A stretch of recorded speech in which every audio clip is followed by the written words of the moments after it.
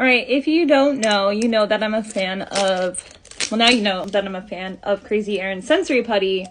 However, I'm a little scared because I got this one that is supposed to be popcorn and pickle scented. It's weird. Okay. Okay, the popcorn one doesn't really, it smells kind of like cinnamon to me. Let's see what the pickle side smells like. Oh. I can't mix it. I'm sorry, guys. I'm gonna throw up. I'm just gonna leave it all over now. Yeah. I can't. I will vomit. I like the smell of pickles, but like artificial pickle smell, I don't know. I don't know how I feel. It's a very strange scent. This one is like marshmallow and bubblegum.